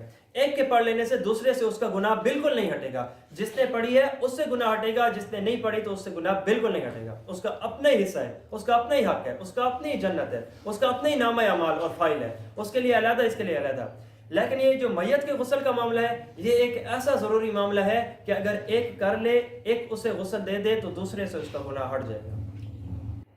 اب کسی نے اسے غسل نہ دیا تو پورا کا پورا ہر وہ بندہ کہ جسے پتہ تھا گنہگار ہوگا, اور اگر کوئی ایک دے دے تو گناہ سب سے. یہ غسل کا حکم ہے کہ. اور دوسری بات, غسل کے دینے میں بہتر بات یہ ہوتی ہے جو اپنا قریبی ہے وہ اس درد سے دے گا جو باقی نہیں دے سکتے. باقی خانیہ پوری اپنا درد بھی شامل کرے گا, وہ اخلاص کے ساتھ اس انداز سے کہ جو باقی میں نہیں ہوگا. اور دوسری بات یہ قدرتی ہے, وہ اپنے درد کے ساتھ دے گا. اس نے اس کے ساتھ زندگی گزاری ہے, اس کے ساتھ اس کی رشتہ داری ہے, قریبی ہے, قربت ہے, اس کے ساتھ یہ اس کا اچھا معاملہ ہے. تو بہتر یہ ہے کہ انسان اپنا قریبی کرے. لیکن اگر کوئی قریبی نہیں بھی کر سکتا تو اس کے اندر کوئی مسئلہ نہیں ہے. اب اس کے ساتھ ایک دوسرا مشہور سوال کہ جو عام طور پہ کیا بھی جاتا ہے کہ ایک ایسی جگہ جہاں پہ میت ملی ہے, لاش ملی ہے اور نہیں پتہ کہ یہ مسلمان ہے یا کافر ہے, اب کیا کافروں کی طرح اسے گڑھے میں پھینک کر بات ختم کریں گے یا اس کے ساتھ اس کا دوسرا معاملہ چلائیں گے کہ مسلمانوں کی طرح کفن دفن جنازہ وغیرہ کریں گے؟ اس میں 2 باتیں دیکھنے کی ہیں. یہ مشہور سوال ہے, عام طور پہ موبائل کے میسیجوں میں آتا ہے اور بہت ساری باتیں. تو اس کے اندر بہتر جواب جو فقہاء نے لکھا ہے وہ 2. ایک یہ, سب سے پہلے ہم اس کے جسم کے اندر نشانیوں سے پہچانیں گے. کسی مذہب کی ظاہری شناخت واضح ہو رہی ہے تو ہم نے اس کو اسی مذہب کی طرف پھیرنا ہے. اور اگر ایسا معاملہ نہ ہو تو جس علاقے کے قریب ہمیں وہ لاش ملی ہے تو اس علاقے میں دیکھیں گے زیادہ مسلمان ہے تو مسلمان سمجھ جائیں گے, اور اسی طرح اسے مسلمان سمجھ کے پھر اس کا کفن دفن جنازہ غسل اس کا جو سارا معاملات عام مسلمانوں کے ساتھ ہوتے ہیں وہ اس کے ساتھ کریں گے. اور اگر ایسا نہ ہو تو پھر اور اسی طرح اب بیوی اور خامد کا ایک دوسرے کو غسل دینے کے بارے میں کیا حکم ہے؟ جہاں تک بات خامد کا بیوی کو غسل دینے کی ہے تو خامد بیوی کو غسل نہیں دے سکتا. اور اس کا الٹ کر لیں کہ اگر بیوی خامد کو غسل دینا چاہے تو اس کا کیا حکم ہے؟ سب سے پہلی بات یہ ہے کہ مرد کو مرد ہی غسل دے, اور اگر کوئی ایسا معاملہ آ پڑا ہے تو پھر اس کے بعد عورت بیوی اپنے خامد کو غسل دے سکتی ہے. اب یہاں پہ چھوٹا سا فرق کہ بیوی خامد کو غسل دے سکتی ہے لیکن خامد بیوی کو غسل نہیں دے سکتا. اس کے درمیان فرق کیا ہے؟ واضح ہے, جب خامد مر جاتا ہے تو ابھی تک نکاح کے اثرات باقی ہوتے ہیں. مثلا ابھی یہ عورت دوسری جگہ نکاح نہیں کر سکتی, شریعت نے ابھی بھی اسے اسی کی بیوی سمجھا ہے, تبھی تو عدت گزارتی ہے. اور اسی کے ساتھ ابھی یہ بطور عدت کے اس خامد کے ہی گھر میں رہے گی، اور ابھی اس کے جو وراثت میں مال پڑا ہے اس ہی میں سے اس کی عدت اور اسی طرح اس کا خرچہ کا معاملہ جو ہے وہ چلایا جائے گا۔ یہ اس عورت کے اندر حق نکاح حق میں یہ ابھی باقی ہے، لیکن اس کا الٹ کر لیں کہ اگر وہ خامد مر جائے، اب اگر یہ بیوی مر جائے تو خامد نہیں دے سکتا۔ کیوں؟ کیونکہ بیوی کے مرنے سے ڈائریکٹ اس کا نکاح ختم، اب اثرات نکاح بھی ختم، نکاح بھی ختم۔ وہ اس طرح کہ اب اس مسئلے سے ہمیں یہ بات واضح ہوتی ہے کم از کم بیک وقت ایک مرد 4 بیویاں رکھ سکتا ہے۔ کسی خامد کی 4 بیویاں ہیں، ابھی یہ بیوی مر گئی ہے، اگلے ہی گھنٹے میں دوسرا چوتھا نکاح کرنا چاہے تو کر سکتا ہے۔ شریعت نے ابھی اسے کچھ نہیں کہا کہ ابھی تمہارا نکاح کے اندر بیوی کا اثر باقی ہے، تو اس وجہ سے۔ اور دوسری بات یہ کہ روایت پیش کی جاتی ہے کہ حضرت علی المرتضیٰ حضرت فاطمہ رضی اللہ تعالیٰ عنہ کے فوت ہونے پر ان کو غسل دیا تھا۔ تو اب ایک طرف جب یہ مسئلہ ہے کہ خاوند بیوی کو نہیں دے سکتا، تو دوسری طرف علی المرتضیٰ رضی اللہ تعالیٰ عنہ نے حضرت فاطمہ رضی اللہ تعالیٰ عنہ کو کیسے غسل دیا تھا؟ تو اس کے اندر بات یہ ہے، ایک ہے غسل کرنا، ایک ہے غسل کروانا۔ روایات کا مطلب جو بطور ایک مجازی حکم کے وہ یہ ہے کہ حضرت علی المرتضیٰ رضی اللہ تعالیٰ عنہ نے غسل کروایا تھا، اور اس کروانے کو لوگوں نے اس بات کی طرف پھیر دیا کہ انہوں نے غسل کیا تھا۔ اب جس طرح ایک بڑا حاکم ہوتا ہے، وہ شہر کے اندر کوئی چیز اگر وہ تعمیر کراتا ہے تو کہتے ہیں کہ یہ فلاں نے بنائی، حالانکہ فلاں نے بنائی نہیں ہوتی، فلاں نے بنائی ہوتی، بنوائی ہوتی ہے۔ تو بنانا ہو رہا ہے، بنوانا ہو رہا ہے، اسی طرح غسل کرنا ہو رہا ہے، کرانا ہو رہا ہے۔ اب جس طرح حضرت ام عطیہ رضی اللہ تعالیٰ عنہ، یہ انصاریہ بھی ہیں، صحابی بھی ہیں، انہوں نے غسل کیا تھا، اور رسول اللہ صلی اللہ علیہ وسلم نے حضرت زینب رضی اللہ تعالیٰ عنہ کے لیے غسل کروایا تھا۔ تو یہ والی بات ہوتی ہے۔ اور اسی طرح اس کے آداب میں یہ ادب ہے کہ جب انسان غسل دے رہا ہو تو بہتر بات یہ ہے کہ اس کا کوئی بھی اگر ایسی بات کوئی نامناسب ہو تو اس کو مشہور نہ کرے۔ بہتر بات یہ ہے کہ وہ رک جائے، اس میں اس کی تشہیر نہ کرے، بھئی میں تو اندر غسل کرایا تو اندر تئی ہے، بالکل نہیں، یہ نامناسب ہے۔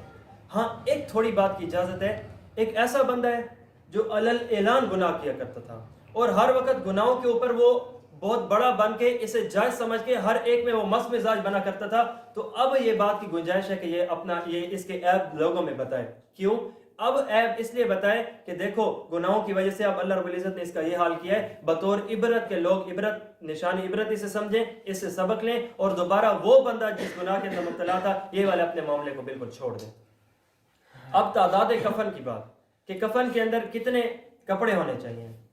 مرد کے اندر کفن کی بات تعداد میں 3، عورت کے لیے 5، اور عورت کے لیے 5 کی بات حضرت ام عطیہ رضی اللہ تعالیٰ عنہ نے جب نبی علیہ الصلوۃ والسلام کی صاحبزادی حضرت زینب رضی اللہ عنہ کو غسل دیا تھا تو وہ خود ہی ارشاد فرماتی ہیں کہ اس وقت ہم نے جو غسل دیا تھا وہ 5 کپڑوں میں دیا تھا، اس لیے عورت کے جو کپڑے ہیں وہ 5 ہوتے ہیں۔ اور حضرت عائشہ رضی اللہ تعالیٰ عنہ ارشاد فرماتی ہیں بخاری و مسلم کی روایت کے مطابق کہ نبی علیہ الصلوۃ والسلام کو جو کفن دیا گیا تھا 3 یمنی سفید چادروں میں دیا گیا تھا، وہ یمن کی چادریں تھی اور تعداد میں 3 تھی، اور انداز رنگ میں اس کا سفید تھا۔ اسی لیے اب یہاں سے ہمیں مرد کے کفن کے بارے میں 3 باتیں پتہ چلی۔ نمبر 1 انداز کہ وہ قیمتی ہو، نمبر 2 رنگ کہ وہ سفید ہو، نمبر 3 تعداد کہ وہ 3 ہو۔ اسی طرح حضرت جابر، امام مسلم رحمۃ اللہ علیہ نے اپنی اس حدیث کے اندر اس کو نقل کیا ہے کہ تم اپنے بھائیوں کو اچھا کفن دیا کرو۔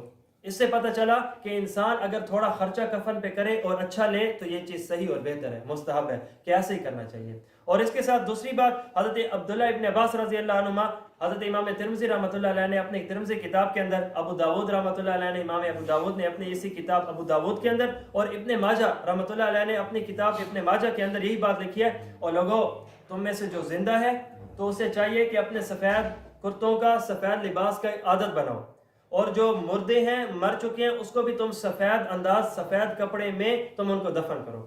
اب یہاں پہ اس حدیث پاک کے مطابق آقا علیہ السلام نے نہ صرف زندہ کے لیے، مردہ کے لیے، بلکہ زندہ کے لیے بھی خوبصورت کپڑا جو ارشاد فرمایا وہ سفید فرمایا، اور فرمایا کہ یہ خیر کے زیادہ قریب ہے۔ اور اسی طرح نبی علیہ الصلوۃ والسلام نے ارشاد فرمایا کہ یہ جو حضرت ورقہ بن نوفل رضی اللہ تعالیٰ عنہ بھی یہی اسی قسم کی بات نقل کرتے ہیں۔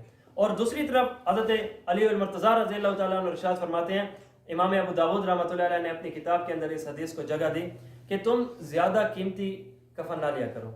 اب گویا ہمارے سامنے 2 قسم کی حدیثیں آ گئی کہ تم اپنے مردوں کو، اپنے بھائیوں کو اچھا کفن دیا کرو، دوسری طرف کی حدیث مبارک کہ تم اتنا خرچہ اور مہنگا نہ کرو۔ حضرت علی المرتضیٰ رضی اللہ تعالیٰ عنہ نبی علیہ الصلوۃ والسلام کی بات نقل کر رہے ہیں۔ اس کے اندر آگے علی المرتضیٰ نے وجہ بتائی کہ اس کی وجہ یہ کہ عنقریب تو اس نے قبر کے اندر چلا جانا ہے، خراب ہو جانا ہے، تو زندہ اس کے زیادہ مستحق۔ تو اس کے اندر دو ہی باتیں نکلی ہیں۔ جہاں تک بات اگر حیثیت اور وسعت کی ہے، اللہ رب العزت نے اتنی حیثیت دی ہے تو بہتر بات یہ ہے کہ انسان خرچہ کر کے اچھا کفن لے، لیکن اگر ایسا نہ ہو، وہ نہیں کر سکتا، تو پھر ایسے افراد کے لیے دوسرے قسم کے علی المرتضیٰ کی روایت ہے کہ اگر ایسا نہ ہو تو پھر وہ خیر ہے، کوئی مسئلہ نہیں ہے۔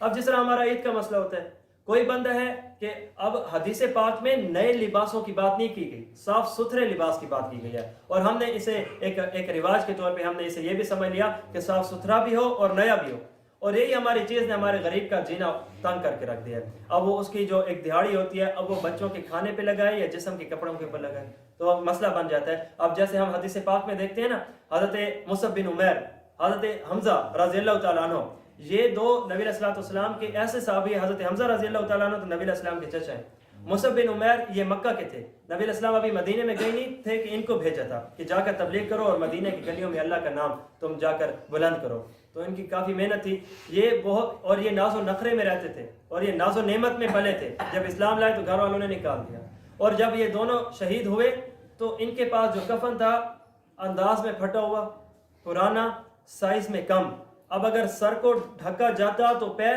اور اگر پیر کو ڈھکا جاتا تو سر اس کے بالکل کھل جاتے۔ نبی علیہ السلام نے ان کے سر مبارک کی طرف کفن مبارک کو کر دیا تھا اور پاؤں کی طرف جو ہے وہ اس کے پتے ڈال دیے تھے۔ یہی معاملہ اگر ہم اپنے انداز میں بطور عمل کے باقی رکھیں گے تو ہم مستحب سے دور نہیں ہوں گے، اللہ رب العزت ہماری زندگی سے بھی خوش ہوں گے، بطور ثواب کے ثواب عطا فرمایا جائے گا، اور اگر ہمارا یہ والا معاملہ نہ ہو تو پھر، اور جب کل قیامت کے دن اللہ رب العزت کے سامنے ظاہر ہوں گے اس وقت بھی اعلیٰ اور بہتر ہوگا۔ اور اس میں دوسری بات یہ ہے کہ اب یہاں پہ ایک چھوٹی سی بات سوچنے کی ہے، مردہ ہے، مر چکا ہے، اس کے کفن کے لباس کے بارے میں اتنی باتیں اور اتنے معاملات ہیں، کاش کہ یہ زندہ ہو کے بھی سنت کے مطابق لباس پہنتا، کاش کہ اس کی زندگی بھی ایسے ہوتی کہ جس طرح آج غسل سنت کے مطابق اسے دیا جا رہا ہے تو زندگی کے اندر بھی یہ اسی طرح پاک رہتا۔ اب اسے سنت کے مطابق لباس دیا جا رہا ہے، اب اس کا کفن لباس سنت کے مطابق ہے، تو اس کا جو اصل زندگی کے اندر لباس ہے اس میں بھی اسے چاہیے کہ یہ سنت کے مطابق اپنی زندگی بسر کرے، لباس ہو، کردار ہو، اطوار ہو، جو معاملہ بھی ہے یہی ہو۔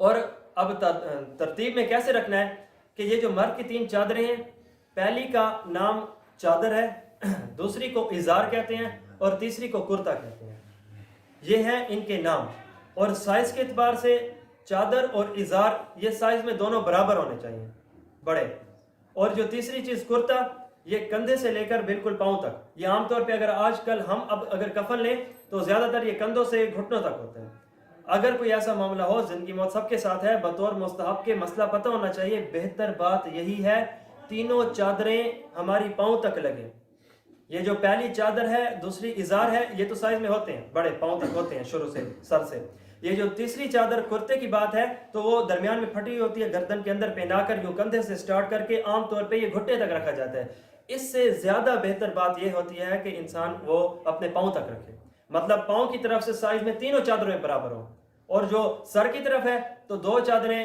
سر سے ہوں اور تیسری چادر جو کرتا ہے وہ تو ہوگا ہی یہیں سے، اس لیے یہیں سے شروع کرنا چاہیے۔ اور عورت کا جو ہے، عورت کے کفن کے اندر جو ہے وہ کپڑے تعداد میں 5 ہوتے ہیں، اور ان کے نام سب سے پہلے بڑی چادر جس طرح کے مرد کی، اور دوسری ازار جس طرح کے مرد کا، اور تیسری کرتا جس طرح کے مرد کا، یہ 3 تو مرد کی طرح، اور باقی جو 2 اضافی ہیں وہ ہے اس کا سینہ بند، وہ بھی بڑی چادر ہے، اور یہ بھی زیادہ بہتر بات یہ ہوتی ہے کہ انسان اس کا گھٹنے تک لے کر جائے، عام طور پہ یہ ناف تک ہوتا ہے یا اس سے تھوڑا نیچے ہوتا ہے، تو بہتر بات گھٹنوں سے بھی نیچے تک کا معاملہ۔ اور اس کے ساتھ جو 5واں ہے وہ ہے اس کا سر بند۔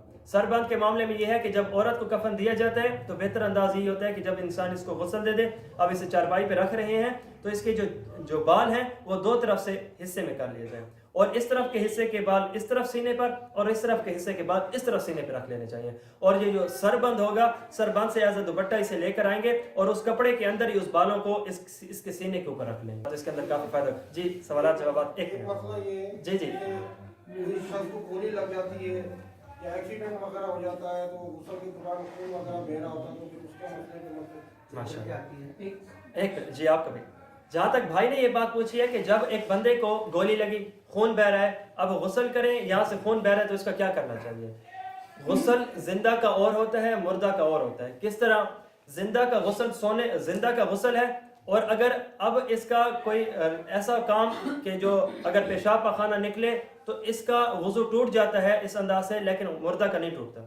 آگے انشاءاللہ اس کے غسل کے اندر ایک اور بات بھی تھی، انشاءاللہ وہ آگے اپنے موقع پہ.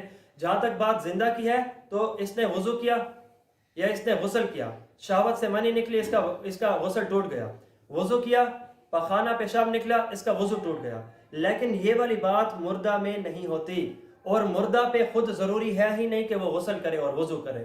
اس کے لیے ضروری ہے زندہ کے لیے، اور وہ تعداد میں ایک بار جب وہ کر لے گا ایک بار غسل تو وہ کافی ہے، اور ایک بار اسے وضو کرا لیا کافی ہے. اور یہ ترتیب میں فقہا نے یہ بات بھی لکھی ہے، ابتدا میں اس کے پاؤں اس کے ہم نے جب اسے تھوڑا سا لٹانا ہے، اس کے پیٹ کے اوپر تھوڑا سا زور دینا ہے، پیشاب پاخانہ نکل ہے وہ صاف کرنا ہے، پھر اس کے بعد غسل. جب کرا دیا اب اس کے بعد بھی ہم نے دوبارہ اس کے پیٹ کے اوپر ہم نے تھوڑا سا زور دوبارہ بھی لگانا ہے، کیونکہ وہ پانی ہوتا ہے دوبارہ گرم جسم پہ لگتا ہے تو مزید بھی جسم ڈھیلا ہو جاتا ہے. جو پیشاب پاخانہ اگر پہلی بار کے زور دینے سے رہ گئے تو دوسری بار نکل آئے گا. اور اب جب یہ دوسری بار نکلے گا نہ غسل کرانا ضروری ہے اور نہ ہی اس کا دوسرا معاملہ یہ والا ضروری ہے کہ ہم اسے غسل کرائیں یا اسے وضو کرائیں. اور دوسری بات خون کی ہے، یہ شہید کی نشانی ہے، یہ باقی ہوتی ہے. ایک سوال، اگر مردے کو غسل دے کے نا چارپائی پہ رکھتے ہیں، اگر کوئی گھر میں عورتیں وغیرہ ہوں یا کوئی ناپاک حالت میں اس کو کفن کو ہاتھ لگاتے ہیں تو یہ ناپاک حالت میں کفن کو لگانا دو قسم کا ہے. میت علیحدہ پڑی ہے، ابھی کفن اس کے جسم کے اوپر ٹچ نہیں ہوا اور چپٹی ہوئی تو مکروہ لکھا گیا ہے. بہتر بات یہ ہے کہ ایسا انداز جو ہے اگر عورت ہے تو باہر تو نہ نکالا جائے کہ تو چلی جا، لیکن یہ ہے کہ زیادہ بہتر بات یہ ہوتی ہے کہ پاک آدمی ہی اس کے پاس رہے. بلکہ کتابوں میں اتنے تک آتا ہے کہ اگر کوئی بندہ ابھی یہ میت ہے اسے غسل نہیں دیا گیا اور اس کے قریب انسان اونچی آواز سے قرآن پاک کی فی الحال تلاوت ہی نہ کرے. کیوں؟ سب سے پہلے اس کا کام ہے اسے غسل، پھر اس کے بعد اس کا کفن، پھر اس کے بعد جو. تو بہتر بات یہ ہے کہ جو ایسا جنبی ناپاک بندہ ہو تو وہ دور ہی رہتا ہو. جی استنجے کے لیے اس کے ڈھیلے کتنے طاقت میں ہونے چاہیے یا اجتماعی؟ مستحب نلاتے وقت اس کی تخت کو دھونی دینی چاہیے، دینی چاہیے. جہاں تک بات دھونے کی ہے مطلب یہ ہے کہ خوشبو وہ پانی میں بھی اور اس کے تخت پہ بھی اور ارد گرد تھوڑے سے چکر لگا لے تاکہ یہ جو خوشبو والا سارا کا سارا ایک ایریا بن جائے. اور جہاں تک بات ڈھیلے کی ہے تو یہ طاق عدد میں مستحب ہے، 1 3 5 7 وغیرہ. جی اچھا، ایک آپ نے میاں بیوی کا بتایا نا کہ اگر خاوند فوت ہو جائے تو بیوی غسل دے سکتی ہے. جی جب بیوی فوت ہو جائے تو خاوند غسل نہیں دے سکتا کیونکہ نکاح ختم ہو جاتا ہے. جی تو اس صورت میں یہ کہ خاوند اپنی بیوی کو دوبارہ دیکھ سکتا ہے؟ کم از کم درجہ دیکھنا ہے، دیکھ سکتے ہیں، ایڈی سختی تو نہیں. یہ جو کفن کے اندر اور یہ کافور ہوتے ہیں، خوشبو، ہاں سرما، اور یہ جو آج کل کا ہمیں ایک کفن ملتا ہے نا اس کے اندر خوشبو وغیرہ اور بہت ساری چیزیں ہوتی ہیں. تو اس میں بہتر بات میں آپ کو اپنا مزاج بتانے لگا ہوں، وگرنہ جائز وہ بھی ہے کہ جو کفن کے ساتھ ملتا ہے. میں یہ کہہ رہا ہوں کیا زندہ ہر وقت وہ کفن والا استعمال کرتا تھا؟ نہیں نا. اپنا صابن جو ہوتا ہے، فیس واش وغیرہ جو چیز بھی ہے، اب بھی میں نے یہی عرض کی ہے کہ بہتر بات یہی ہوتی ہے اب بھی وہ ہمارا ہی ہے، ابھی بھی ہمارے پیاروں میں سے ہی ہے وہ. تو اس لیے بہتر بات یہ ہے کہ ہم اپنے گھر کا ہی استعمال کریں. ہم لوگ یہ ہندوؤں کا ایک رسم ہے کہ ہم اسے اب اچھوتا سمجھنے لگ جائیں، اب ہم اسے منحوس سمجھنے لگ جائیں اور دور کریں. کیسی وفا ہے یہ؟ تو ایسا معاملہ ہونا چاہیے کہ جو چیز ہم اپنے لیے استعمال کرتے ہیں وہ اسی کے لیے استعمال کریں، اور یہ چیز بہتر ہوتی ہے. ہم میں سے ایک ایسی عادت کہ کوئی چیز اب اس کے کپڑے بچ گئے، جو بھی چیزیں پھینک دی، پھینکے کیوں؟ یہ جس طرح زندہ استعمال کر لے باقی چیز بچ جائے تو اگلے کے کام میں آتی ہے، اسی طرح مردہ کے لیے بھی یہی بات ہونی چاہیے. استعمال کی پھر اس کے بعد ہم اپنے استعمال میں. لیکن اگر کفن کی بات ہے اس کے ساتھ مل جائے وہ بھی ٹھیک ہے، میں انکار نہیں کر رہا، میں اپنے مزاج کی ایک بہتر بات عرض کر رہا ہوں کیونکہ بطور محبت کے اظہار میں یہ بات. جی آج کل حضرت یہ دیکھا جاتا ہے مردے کو غسل کروانے کے بعد جو غسل کروا رہا ہوتا ہے وہ بعد میں اسپیشل اپنے کپڑے بھی چینج کرتا ہے اور اپنے آپ بھی غسل کرتا ہے. تو اس بارے میں تھوڑی سی وضاحت. ایک ہے کام، ایک ہے نظریہ. جہاں تک اپنے دوبارہ کپڑے چینج کرے 10 مرتبہ کرے کوئی منع نہیں. جہاں تک بات غسل کی ہے 20 مرتبہ کرے کوئی منع نہیں. جہاں تک بات نظریہ اور سوچ کی ہے کہ یہ فرض ہے، نہیں کروں گا تو گناہ ہے یہ وہ، تو اس معاملے میں انسان بچے، نظریے سے بچے، کام سے. کیا مطلب ہے بھئی یہ سنت عمل ہے، یہ ضروری ہے؟ ضروری نہیں ہے، لیکن اگر کوئی کرے تو کر سکتے. اور دوسری بات یہ ہے کہ تھوڑا ایک انسان خود جب اسے صاف کرا چکا ہوتا ہے تو ہاں یہ چھینٹوں وغیرہ کے اعتبار سے. جی کافور، سرما، خوشبو یہ لگانا چاہیے، مستحب سنت ہے نہیں؟ ہاں یہ مستحب ہے. جو اور دوسری بات یہ کہ اس کے اندر اس کے جو وضو کے اعضاء ہیں सॉरी सजदे के अज़ा हैं। सजदे का हिस्सा पेशानी है, नाक है और इसी तरह इसके घुटने हैं और पाँव हैं। ऐसी जगहों पर खुशबू का एहतमाम करना चाहिए कि इंसान इसके हथेलियों के ऊपर भी गुड। तो ये जो चीज़ है इसके ऊपर। और दूसरी बात ये है कि अब ये जो है इसे हम रुखसत कर रहे हैं तो अच्छे तरीके से करें। जिस तरह बात कफन की खूबसूरत होने तो इसी तरह खुशबू के आला होने की भी बात है। और दूसरी बात ये एक इसके साथ ये भी खुशबू की वो छोटी सी चीज़ मिलती है। बेहतर ये कि अपने घर का परफ्यूम इंसान उतारे, अपने प्यारों को लगाए ना। तो ये भी वही का है।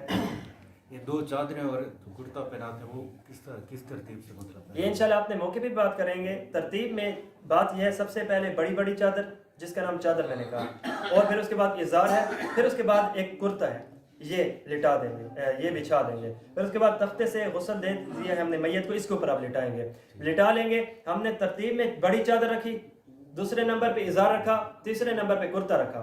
अब पहनाने में अब ऊपर से नीचे आएंगे तरतीब में। सबसे पहले इसे हमने वो जो कुर्ता है वो पहना लेनी है, उसके बाद इज़ार है, फिर तीसरे नंबर पे इसकी चादर है। बिछाने में पहले चादर इज़ार कुर्ता, और करने में कुर्ता इज़ार और फिर चादर। और इसके साथ इसकी जो शुरू दरमियान और आखिर में कफन के खुलने के गर्ज से इंसान इसको बिल्कुल वो गिरा लगा ले। जी ये मैयत को पगड़ी वगैरह भी पहना देते हैं कि इमामा बांध दिया, पगड़ी बांधी जनाजे पगड़ी, हाँ, फिर तो उसे इमाम भी बनाना चाहिए। तो वो उसकी ज़िंदगी ख़त्म हो चुकी है। अब पगड़ी का, जुराबों का, मोज़ों का, दस्तानों का, ग्लव्स का सिस्टम ख़त्म हो गया है। अब कोई तो ऐसी भी जहालत है कि उसके ज़ेर नाप बाल कोई काटने लग जाता है। भाई ये मामला उसका है, फिर तो उसे अगर वो असर में मरा है तो फिर उसे उठा के इंसान नमाज भी पढ़वाए, उसका खाता ख़त्म हो चुका है। अब जो हमारे ज़िम्मे हमने वो करना है। और वो ये बात काफ़ी है कि जो कफन की तादाद मर्द के लिए 3 और औरत के लिए 5 और वो अंदाज सारा का सारा, इसके अलावा बाकी चीज़ इजाफी होती है। जनाजा अगर तैयार हो जाए जी, तो उसकी क्या मिसाल है? मतलब जनाजा कफन के लिए कफन दे दिया, गुस्ल दे दिया, अब जनाजा तैयार है, उसका इंतजार करना किसी का, या जल्द से जल्द क्या मैं तैयार हो जाए तो दफना दे? हदीस पाक के मुताबिक तो अब जितना मामला है वो बेहतर हो सकता है तो इंसान जल्दी करे। और जहाँ तक बात इंतज़ार की अपना है, वली है, तो उसके लिए थोड़े से इंतज़ार करने की चंद शराइत के साथ गुंजाइश है। वगरना दूसरी बात ये हदीस पाक के मुताबिक कि बताया जाता है कि अब ये अच्छा है तो अपने अच्छाई की तरफ ले जाओ, तरस रहा होगा। और दूसरी बात अगर बुरा है तो फिर अपने अंजाम को ही बोलेगा।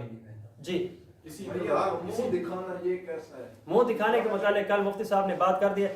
जहाँ तक बात काम की है दिखाया जा सकता है, कोई मसला नहीं है। जहाँ तक बात नजरिए की है दिखाना ही चाहिए और बहुत ज़रूरी है, और इसको बतौर गिले के अर्ज करना ये वाली चीज़ ठीक नहीं होती। और जहाँ तक बात देखने की है, भाई अपना है, प्यारा है तो क्यों ना देखे, देख सकता है। लेकिन बात नजरिए की, जिस तरह मुफ्ती साहब ने कल बात को वजाहत से कर दिया था कि बात अगर ये वाली जो है ना, इसके अंदर इस चीज़ से बचना चाहिए कि हमने इसे ज़रूरी ही करार देना, इसे दीन का हिस्सा ही है, तो इस चीज़ से इंसान वो करे। जी, इसी इंतजार में जैसे मैंने पड़ी हुई है जी, और चंद घंटे उसमें गुजर गए हैं, इसमें हम गुस्सा को क्या करना चाहिए, कौन सा अमल करना चाहिए जिससे उसमें फायदा हो? हदीस पाक के मुताबिक हर अच्छा काम जिससे एक नेकी है तो वो उसके लिए बतौर सदके के करने लग जाए। नंबर 1 तिलावत, सदका, जिक्र, अज़कार, दुआएं, ये वो सारी बातें अल्हम्दुलिल्लाह अब भी दीनदार घराने हैं। खुदा की कसम मैं ऐसे अफराद को भी जानता हूँ, ये यहाँ पे मैयत पड़ी है, अभी नहीं उसे उठाया गया और 1-1 लाख के कलमों का वेत उसके ऊपर ख़त्म हो चुका था पढ़ के। तरबियत की बात है, मरने वाले अपने पीछे छोड़ने वालों को अच्छा छोड़ के जाते हैं तो अभी वो नहीं दफन हुआ, अभी कंधों पे नहीं उठाया गया और उसके लिए कलमे और लाखों लाखों के दुरूद पाक। और कोई ऐसा होता है उन्हीं जरा ना उसके उनके पावे को पकड़ के बैठा है, अब्बा लगा गया तो रौंदा पैया, ये अपना गम हल्का हो रहा है, उसे फायदा नहीं पहुंच। बल्कि मैं आपको हदीस पाक बताऊं, आका के फरमान के मुताबिक कभी वरासा के रोने पर मैयत को अजाब दिया जाता है। अगरचे इसके जवाबात बहुत सारे हैं कि वो ये है कि वो कभी हुक्म कर जाए कि मेरे लिए रोना, या ये है कि वो बहुत सारी अजीब बातों को चला जाए, तो ये उसके लिए है। तो पता चला ऐसे का अच्छी तरबियत लेकर अपने बंदों को पीछे छोड़ जाना चाहिए ताकि हमारे लिए वो फ़ायदा तो दे सके। अब एक जगह मुफ्ती साहब बता रहे थे, मैं एक बड़े ज़बरदस्त किस्म के अमीर फैमिली का मैंने जनाजा पढ़ाया, यूँ हाथ खड़े किए, पीछे से बंदे ने आके पकड़ लिया। मैंने कहा जी, कहा मैं कोई जनाजा नहीं हूँ। मेरा बहुत करीबी रिश्तेदार, उसने कहा मुझे बताओ इसने फिर उसके लिए क्या किया। फ़ौरन में पढ़ा, ज़्यादा क्या तरबियत दे कर गया। तो उन्होंने कहा मसले के तौर पे हम भी बात करेंगे आगे, बस मुफ्ती साहब ने एक आपने 4 तकबीरें फ़र्ज़ हैं वही कर लो तुम्हारा जनाजा। क्या उसे जाते हुए हमने दिया है, ये बात तरबियत की होती है। इसलिए हम कहते हैं ना कि जहाँ तक बात हो सके इसे दीनी शऊर देना चाहिए।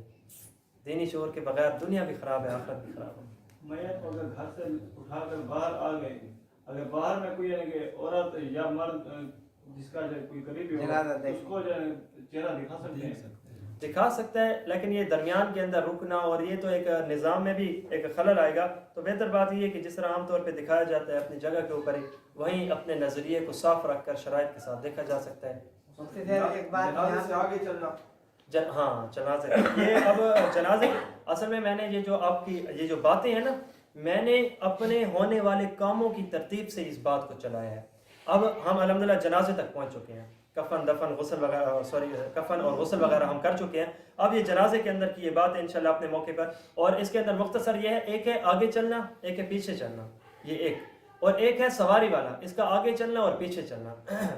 जहाँ तक बात पैदल की है आगे जायज़ है, पीछे बेहतर है, और जहाँ तक बात सवारी की है तो आगे ना चले, मकरूह है, पीछे चले, ये ज़्यादा अफजल है। और हाँ आजकल का ये जो हमारा रिवाज, और इसी तरह कहीं से आते हैं और दोबारा दफ्तर में जाना, तो काफ़ी आगे होकर इसकी भी चंद शराइत के साथ गुंजाइश ये अक्सर देखने में यह आया है कि भाई अब कब्रिस्तान की हदूद में मैयत चली गई है, अब इसको नहीं देखा जा सकता। नहीं, ये वो है, देखने और ना देखने के बारे में मैं बता चुका हूँ आपको जी। अच्छा, दूसरा ये आपने ये फरमाया कि भाई बीवी फौत हो गई है, उसका मरने के बाद उसका कफन दफन के लिए आप उसका चेहरा देखने के लिए मर्द उसे देख सकता है? हाँ, कम से कम दर्जात देख सकता है, ये उनका औरत भी ऐसा कर सकती है मर्द फौत? हाँ, औरत तो पूरा गुस्ल दे सकती है, तो देख क्यों नहीं सकती? ज्यादा काम जिस्म पे हाथ लगा सकते हैं, तो आम से देखना तो हल्का काम है, बड़ा काम कर सकती है, छोटा काम तो इसमें खुद ब खुद। जी, ये खुले जाते हैं कौन से अल्फाज या पीछे क्या जो अच्छे हों, इसके अंदर दो बातें हैं, एक है चीख कर वो जो कलमा शहादत, और इसी तरह बहुत सारी, ये तो फजूल बात है, बिल्कुल छोड़ देना चाहिए। और इसके साथ दूसरी बात है, हम अपने खामोश अंदाज से इस्तिग़फ़ार है, कलमा है, दरूद है, जो भी है वो कर सकते हैं खामोश अंदाज से, उसके लिए जो बेहतर हो। और बस बात इसके अंदर ये बात होती है कि अब वो जा चुका है, हर नेकी चाहे वो तिलावत के तौर पे, नमाज के तौर पे, इंशाल्लाह इसे साले सवाब के अंदर मुकम्मल बात को खोलेंगे, वो उसी के अंदर जो है ना, वो जो बेहतर समझता है वो पढ़ता जाए और उसे साले सवाब करता जाए। सवाब और एहसाल सवाब, इसके इंशाल्लाह मुकम्मल अपने अंदाज पे मैं आपको बताऊंगा। एक बात है जी, जब हम गुस्ल करवाते हैं उनकी दाढ़ी काटते हैं, जायज़ है? दाढ़ी काटना ये तो जिंदा की जायज़ नहीं है, तो मुर्दा की नहीं, बराबर मैंने देखा नहीं, बराबर बिल्कुल नहीं करना। हमने उसकी जिंदगी के मामलात को नहीं छेड़ना। हमारे लिए हुक्म गुस्ल का है देंगे, कफन का है देंगे, जनाजा पढ़ने का है पढ़ाएंगे, ये इजाफी कभी हम उसे क्या करें, बिल्कुल नहीं करना चाहिए। ये अपने अमाल को लेकर जा रहा है वो बंदा। और ये बात याद रखिएगा कि अगर हम काट लें, ये अब वो खूबसूरती वाला मामला नहीं है, अब वो दुनिया के अंदर हुस्न का एक इजहार था, अब वो अल्लाह को जान दे चुका है। जी, ये जैसे आप फरमा रहे हैं कि जल्द से जल्द जनाजा दफना दिया जाए बंदे को, तो इसमें कोई टाइमिंग फिक्स भी है? टाइमिंग फिक्स नहीं है, बात बता दी गई जल्द से जल्द। अब इस जल्द से जल्द के दो मतलब हैं, एक ये है कि बैठे हैं थके पे फजर में, और दूसरी बात ये है कि कोई ना कोई एक काम है, कोई वजह है, तो फिर उसके लिए कुछ माकूल उज़र की बुनियाद पे थोड़ी सी देर के साथ हम पढ़ सकते हैं। बेहतर वही होता है कि हम अब हर आता लम्हा इसको दफनाने के काम के अंदर ही हैं। जी, मसनूई दांत हो अगर मैयत के, जी, तो उनके लिए क्या उतर सकते हैं, आसानी से उतारें। ये जो गुस्ल देते हैं अक्सर, यानी कि कुछ मसला बना कि बिजली जो होती है चोरी की होती है, पानी फिर वो उस तरह होते हैं, और गर्म भी इसी तरह, फिर वो मसला बनते है। चोरी तो चोरी है, इंसान चोरी से बचे। गुस्ल अगर हो गए फिर बस हो गया, फिर गुस्ल का कम अज़ कम दर्जा ये है कि हमारे ज़िम्मे पानी पहुंचाना था, गुस्ल कराना था, वो हो गया। अब ये जो चोरी का देखिए, पानी के अंदर उलमा दो किस्म की बातें लिखते हैं। एक है इसका बतौर इबादत के सवाब मिलना, एक है बतौर जिस्म से सफाई का होना और मैल का धुलना। मैल तो धुल गई है, सब कुछ हो गया, इसलिए तो कोई बंदा बगैर नियत के भी वुज़ू करे ना, उसका हो जाता है। बात सवाब की है तो वो नहीं मिलेगी। ऐसे जो काम होते हैं चोरी वगैरह के, इंसानी से तो मुकम्मल बचे। ये एक रूहानी सिस्टम का मामला होता है। फिर गुस्ल हो जाएगा, गुस्ल हो जाएगा कम से कम दर्जा। गुस्ल रहने वाले को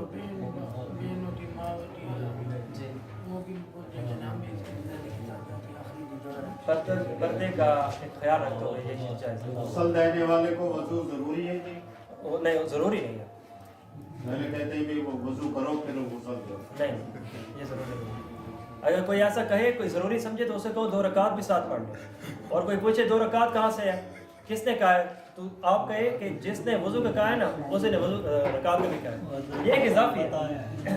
یہ جو ہوتا ہے یہ ہم نے غسل دلوانا ہے. ہاں اب جو غسل دے رہے ہیں نا اس کے لیے یہ بات زیادہ بہتر ہے کہ وہ خود ناپاک نہ ہو, اور پاک کا ہونا غسل کے خود وہ غسل کی حالت میں ہو, اس کے اوپر ضروری نہ ہو کہ اس پہ وہ ناپاک ہو, اور وضو کا معاملہ اس کے لیے ضروری نہیں ہے. ایک آدمی سگریٹ پیتا ہے اور نسوان رکھتا ہے, جی جی کہ نماز میں اللہ ہو کر کرتا ہے, اس کی وضو ہوتا ہے یا نہیں ہوتا ہے؟ یہ تو الگ معاملے ہے کہ یہ جو کام ہے یہ برا ہے, نہیں کرنا چاہیے. اور جہاں تک بات نماز کے تو اس سے ہٹ کے ہو جاتا ہے. مطلب یہ ہے کہ نماز پڑھ لے, اب اس وقت اس کے ساتھ قریب نہ ہو تو اس کی نماز ہو جاتی ہے. یہ دو الگ کام ہے, دو علیحدہ برائیاں. جی اتار لے گا پورا کپڑے وہ شوتے دلہار اس